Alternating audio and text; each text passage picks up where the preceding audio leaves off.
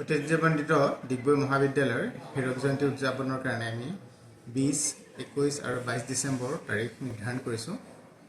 ইয়াৰ কাৰণে আমাৰ এতিয়া প্ৰস্তুতি চলি আছে। মহাবিদ্যালয়ৰ বৰ্তমানৰ শিক্ষক কৰ্মচাৰী, ছাত্ৰ ছাত্ৰী লগতে প্ৰাক্তন শিক্ষক কৰ্মচাৰী, ছাত্ৰ ছাত্ৰী সকলোৱে ইয়াৰ কাৰণে উঠি পৰি লাগিছে। আমি আশা কৰিছোঁ এই অনুষ্ঠান সাফল্যমণ্ডিত হ'ব। আমাৰ তিনিদিনীয়া কাৰ্যসূচী বিশেষকৈ কেইবাটাও বিশেষ অনুষ্ঠানেৰে উদযাপন কৰা হ'ব। প্ৰথম দিনা পতাকা উত্তোলন, মহাবিদ্যালয়ৰ পতাকাৰ লগতে হীৰক জয়ন্তীৰ পতাকা, স্মৃতি তৰ্পণ, গছপুলি ৰোপণ, বৰেণ্য বন্দন, য'ত আমাৰ প্ৰাক্তন শিক্ষক কৰ্মচাৰীৰ লগতে প্ৰতিষ্ঠাকালৰ যিসকল ব্যক্তি ইয়াৰ লগত জড়িত হৈ আছিলে, তেখেতলোক যদি নাই তেখেতলোকৰ পৰিয়ালবৰ্গকো আমি সম্বৰ্ধনাৰ কাৰণে নিমন্ত্ৰণ কৰিছোঁ। ইয়াৰ পাছতে আমাৰ প্ৰথম দিনাই এখন শৈক্ষিক সত্ৰ হ'ব। এই শৈক্ষিক সত্ৰত 4জন বিশিষ্ট ব্যক্তি উপস্থিত থাকিব। মাজুলী মহাবিদ্যালয়ৰ অধ্যক্ষ ডক্টৰ দেৱজিৎ শইকীয়াই ইয়াৰ সঞ্চালনা কৰিব। এই শৈক্ষিক সত্ৰ উদ্বোধন কৰিব ডিব্ৰুগড় বিশ্ববিদ্যালয়ৰ মাননীয় পঞ্জীয়ক ডক্টৰ পৰমানন্দ সোণোৱাল দেৱে। দুটি বক্তৃতা প্ৰদান কৰিব ক্ৰমে সাহিত্য একাডেমীৰ অনুবাদী বঁটা প্ৰাপক দিগন্ত বিশ্ব শৰ্মাদেৱ আৰু পদ্মশ্ৰী বিজ্ঞানী উদ্ভাৱক উদ্ধৱ বৰালী দেৱে। এই শৈক্ষিক অনুষ্ঠানৰ পিছতে সন্ধিয়া সময়ত এক বিশেষ বন্তি প্ৰজ্বলন কাৰ্যসূচী থাকিব, য'ত আমাৰ মহাবিদ্যালয়ৰ ছাত্ৰকতা সভাই 60 থোপি বন্তি প্ৰজ্বলন কৰিব মহাবিদ্যালয়ক আলোকিত কৰি। ইয়াৰ পাছত মহাবিদ্যালয়ৰ ছাত্ৰ ছাত্ৰীসকলে সাংস্কৃতিক অনুষ্ঠান কৰিব। আমাৰ মহাবিদ্যালয়ৰ বিভিন্ন বিভাগ তথা ছাত্ৰকতা সভাই ইয়াৰ কাৰণে প্ৰস্তুতি প্ৰায় সম্পূৰ্ণ কৰিছে। দ্বিতীয় দিনা প্ৰাক্তন ছাত্ৰ ছাত্ৰীৰ সমাৰোহ।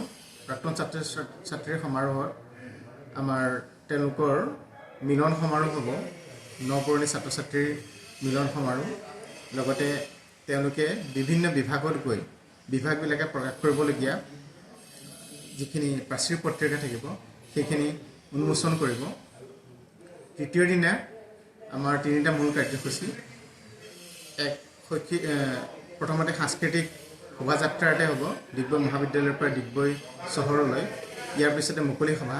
মুকলি সভালৈ আমি নিমন্ত্ৰণ কৰিছোঁ মুখ্য অতিথিৰূপে মাননীয় মুখ্যমন্ত্ৰী মহোদয় আৰু মুখ্য বক্তাৰূপে আমাৰ ডিব্ৰুগড় বিশ্ববিদ্যালয়ৰ উপাচাৰ্য মহোদয়, সন্মানীয় অতিথিৰূপে সৰ্বানন্দ সোণোৱাল ডাঙৰীয়া কেন্দ্ৰীয় মন্ত্ৰী, লগতে কেন্দ্ৰীয় মন্ত্ৰী পবিত্ৰ মাৰ্ঘেৰিটা, অসমৰ শিক্ষামন্ত্ৰী ৰণোজ পেগু ডাঙৰীয়া আৰু উচ্চ শিক্ষা বিভাগৰ বিষয়াবৰ্গ, আমাৰ তিনিচুকীয়া জিলাৰ বিভিন্ন মহাবিদ্যালয়ৰ অধ্যক্ষসকল, ডিগবৈ মহাবিদ্যালয় পৰিচালনা সমিতিৰ মাননীয় সদস্যসকল, ডিগবৈ মহাবিদ্যালয় শৈক্ষিক পৰিষদৰ মাননীয় সদস্যসকল, লগতে ডিগবৈৰ গণ্যমান্য ব্যক্তি।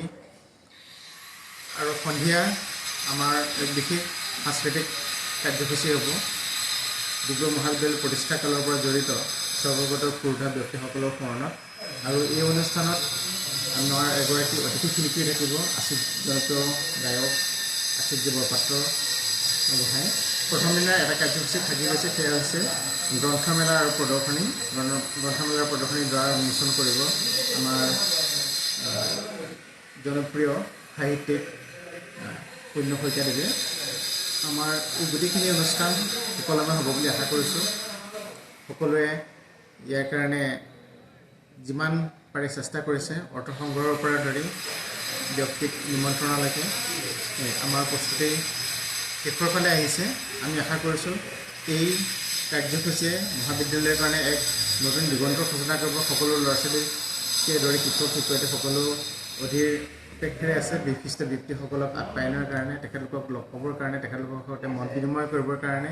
আৰু আমি আশা কৰিছোঁ শৈক্ষিক ক্ষেত্ৰত ই এক যথেষ্ট দীৰ্ঘস্থায়ী প্ৰভাৱ পেলাব। আমাৰ প্ৰাক্তন ছাত্ৰ ছাত্ৰীসকলেও বিশেষভাৱে লাগি পৰিছে, তেখেতলোকলৈ মই ধন্যবাদ জ্ঞাপন কৰিছোঁ। লগতে এই তিনিদিনীয়া যি কাৰ্যসূচী আছে, এই কাৰ্যসূচীত ডিগবৈ তথা ডিগবৈ মহাবিদ্যালয়ৰ লগত জড়িত তথা সমাজৰ গণ্যমান্য সকলো ব্যক্তিকে মই আমাৰ এই অনুষ্ঠানলৈ আহিবৰ কাৰণে অনুৰোধ জনাইছোঁ আৰু আমাৰ অনুষ্ঠান সাফল্যমণ্ডিত হ'ব বুলি মই আশা প্ৰকাশ কৰিছোঁ। ধন্যবাদ।